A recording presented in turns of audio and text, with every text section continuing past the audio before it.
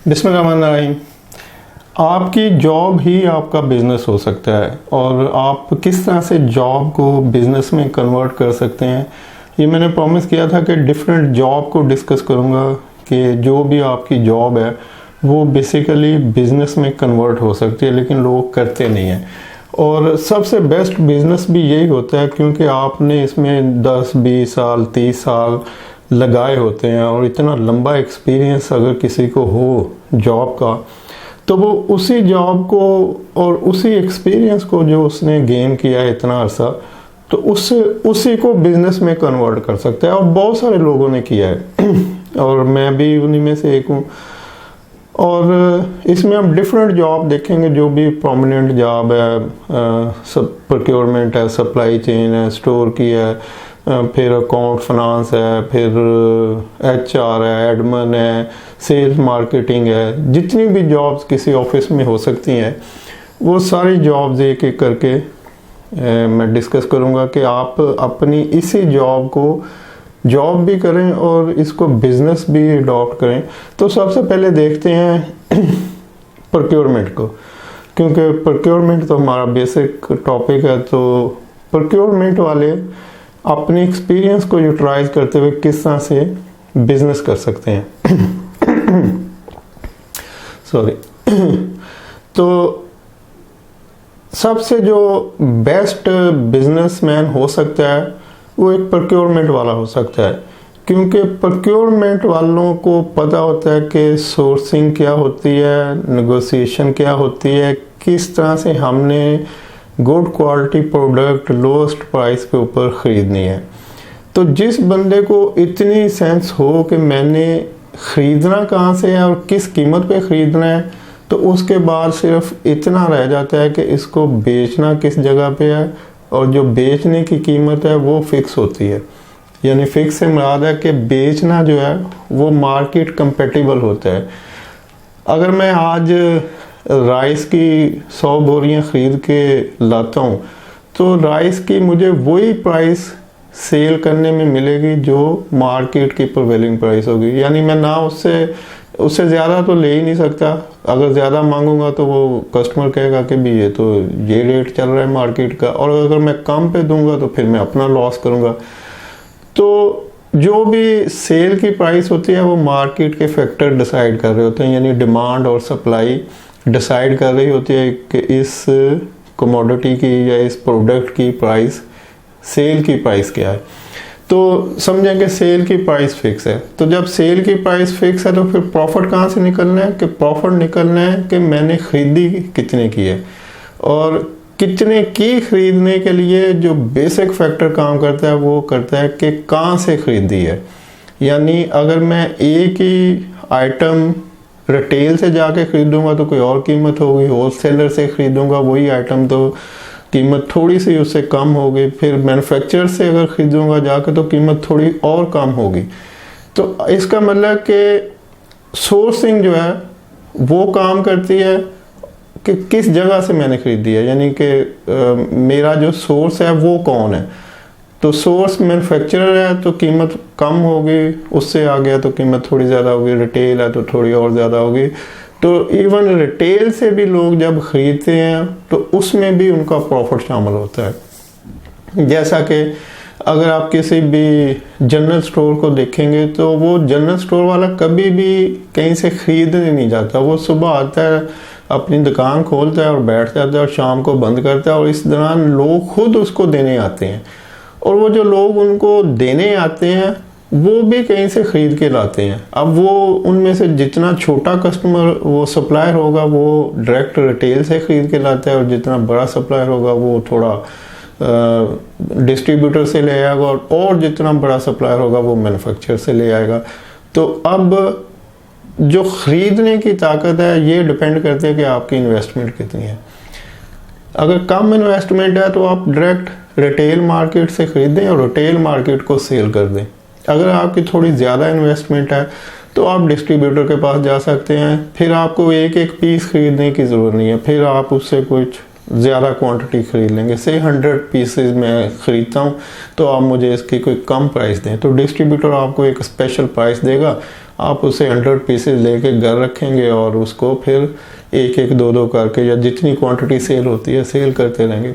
अगर आपकी इन्वेस्टमेंट इससे भी ज़्यादा है तो आप डायरेक्ट मैन्युफैक्चरर के पास जाएंगे या डायरेक्ट जो इंपोर्टर होगा उसके पास जाएंगे, जो डायरेक्ट सोर्स होगा फिर उसके पास जाएंगे कि जी मुझे नेक्स्ट जो सीज़न स्टार्ट हो रहा है बेवरेज का, उसके लिए मुझे इतने मिलियन रुपीज़ का स्टॉक चाहिए और मेरा ये इलाका है, मैं इसमें डिस्ट्रीब्यूट करूँगा, तो आपको और स्पेशल प्राइस मिलेगी जो डिस्काउंटेड प्राइस होगी।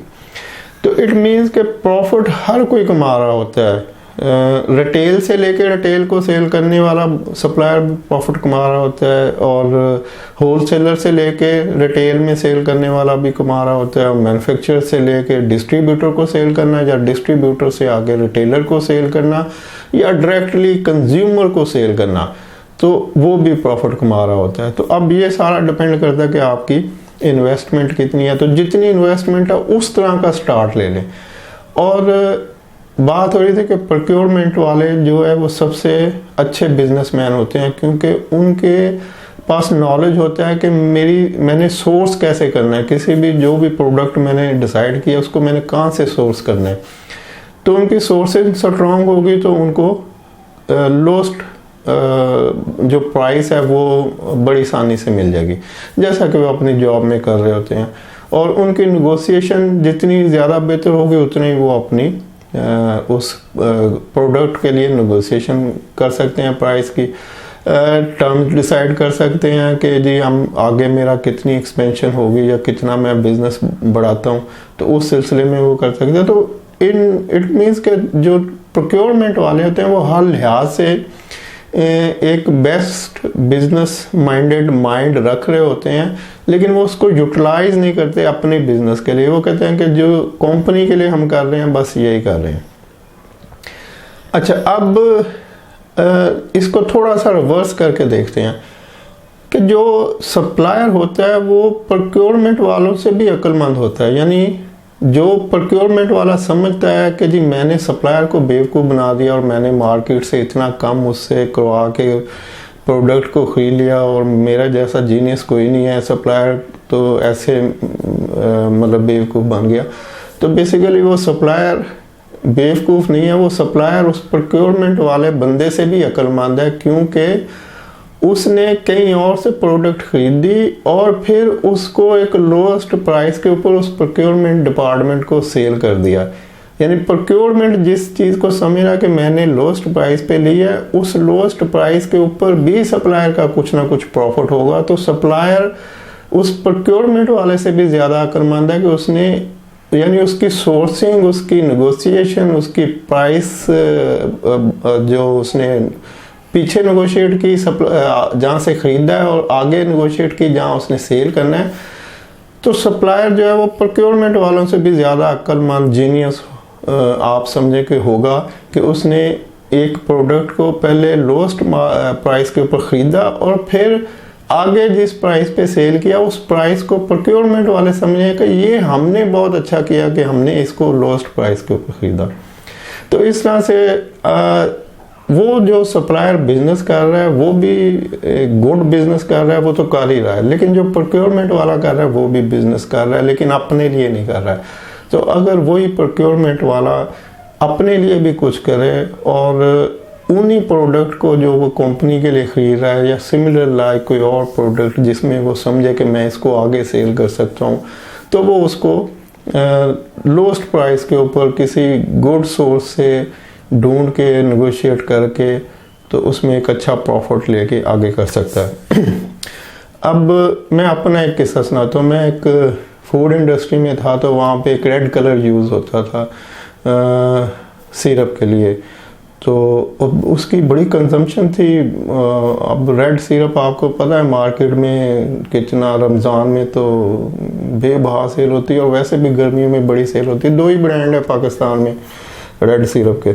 अच्छा, तो अब मेरे लिए वहाँ पर, मैं तो खुद वहाँ पे काम करता था, प्रोक्योरमेंट डिपार्टमेंट मेरे पास था। तो अब बेसिकली तो ये अनएथिकल प्रैक्टिसेस में आता है कि अब वहाँ पे हम इस तरह से कर नहीं सकते। लेकिन किसने मना किया कि आप कहीं और नहीं कर सकते? यानी जो काम आप अपनी कंपनी में कि जी ये एथिकली ठीक नहीं है, नहीं कर सकते तो ना करें, लेकिन जो बाकी मार्केट है वहाँ पर तो आप कर सकते हैं।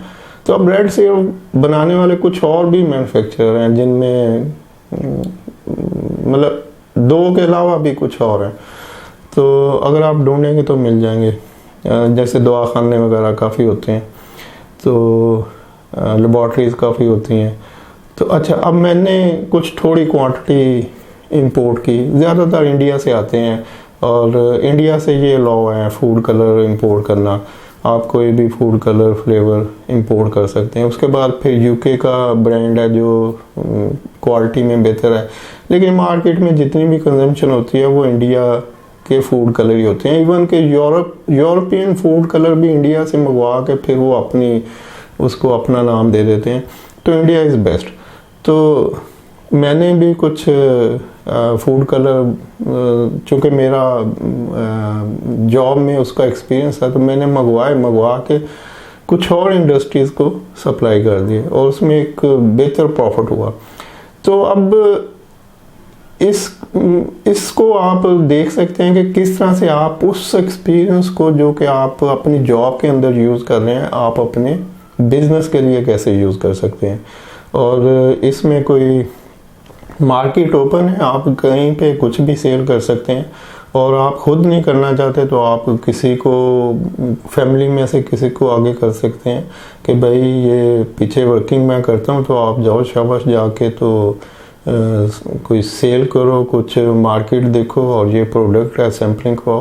तो इस तरह से प्रोक्योरमेंट वाले बेस्ट बिजनेसमैन बन सकते हैं अगर वो अपनी सोर्सिंग, नेगोशिएशन और अपनी बाइंग पावर को यूज़ करते हुए चीज़ों को ख़रीदें। प्रॉफिट हमेशा ख़रीदने और सेल करने के दरमियान जो मार्जिन होता है उसको कहते हैं कि मैंने अगर एक चीज़ 10 रुपये में ख़रीदी और 12 रुपये में सेल कर दी है, तो जो 2 रुपये दरमियान में है वो मेरा प्रॉफिट है।